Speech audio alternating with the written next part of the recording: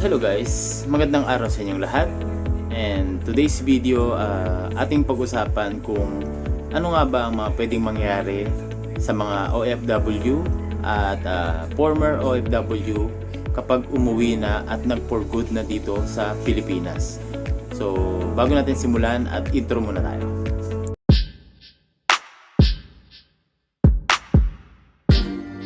So ayun guys, tara't pag-usapan natin kung ano nga ba ang pwedeng mangyari sa mga OFW at former OFW na gusto nang mag for good pag uwi dito sa Pilipinas.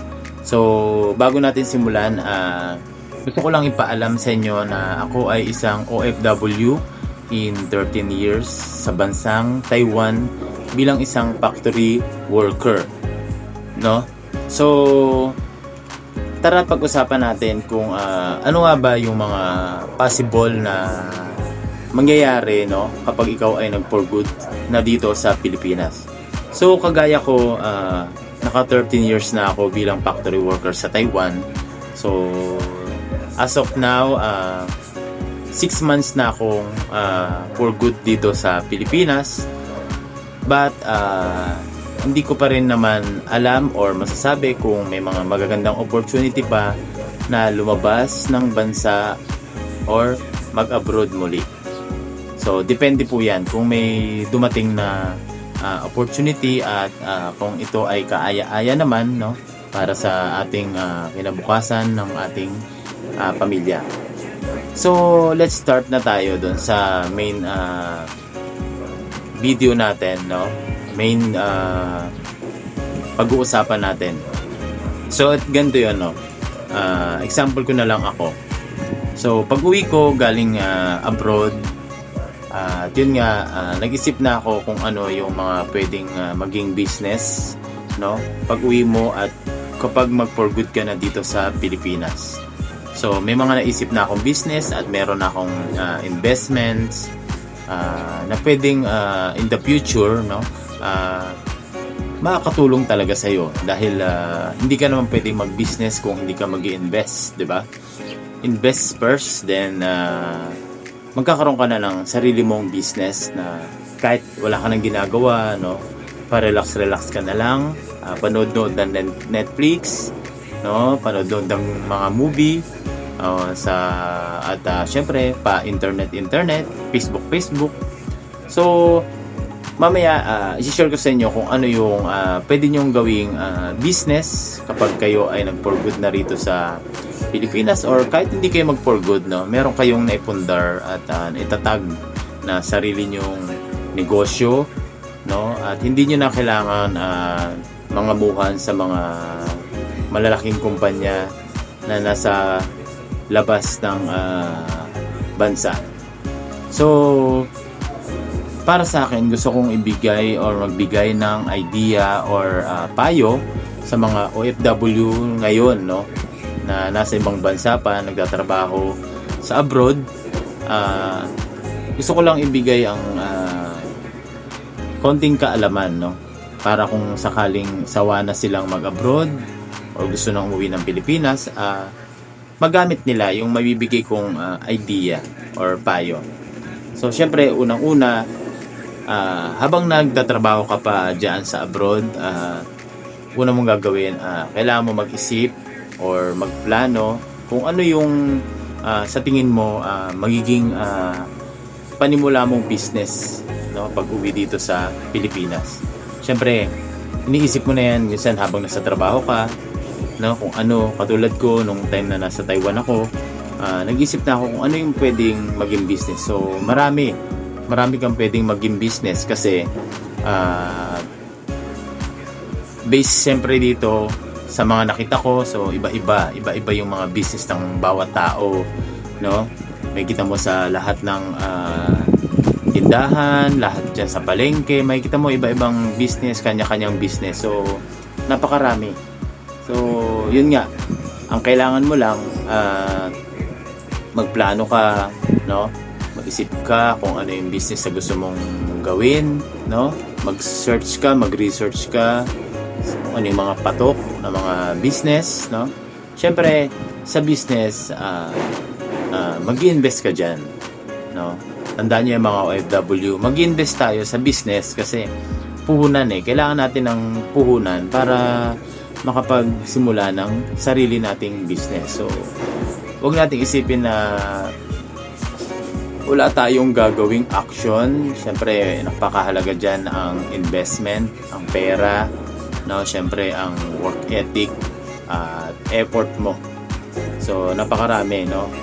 Marami kang maisip na business. So yun lang payo ko sa mga nasa abroad pa. Habang nandiyan pa kayo, nakakaipon pa, nakakasahod pa ng malaki.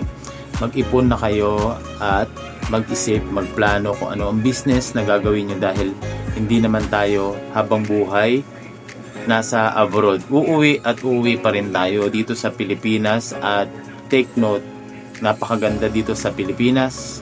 Compare natin sa abroad tayo maninirahan or lagi tayong nasa abroad kasi sa Pilipinas ma-enjoy natin ang buhay bilang isang Pilipino, no? Talagang lahat magagawa mo, lahat kung ano ginagawa mo noon simula nung bata ka hanggang lumaki ka, no? Magagawa mo ulit, basta huwag nyo lang uubusin yung mga edad or taon nyo bilang tao na nasa abroad lang. Siyempre kailangan kasama pa rin yung pamilya mo, no? At siyempre yung napundar mo, mapakinabangan mo yung bahay mo, 'di ba?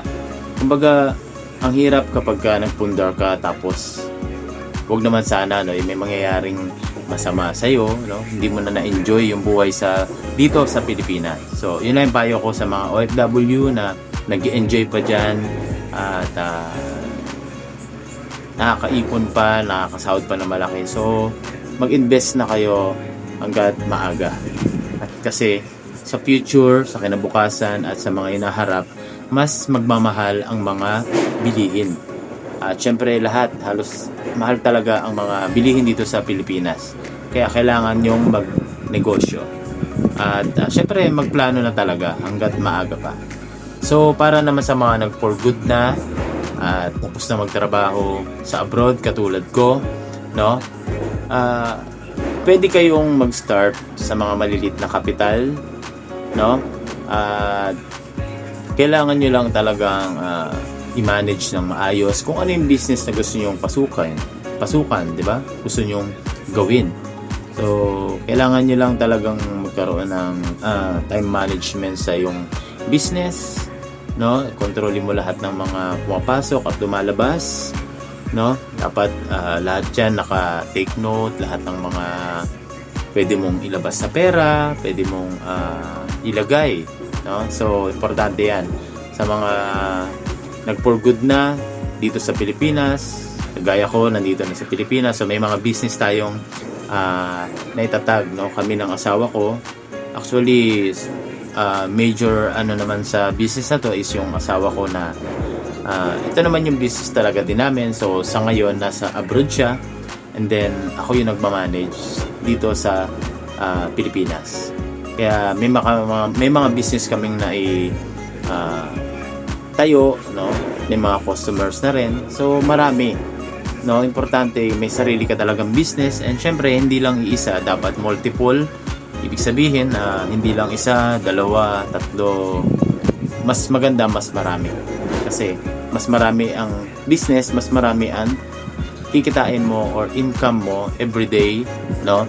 So, yun ang pwede kong may bigay na idea at payo sa mga OFW at mga non-OFW or former OFW na nag-for good na rito sa Pilipinas. So, sa next video ko, panoorin nyo at kung ano yung mga pwede nyong simulan na business, no?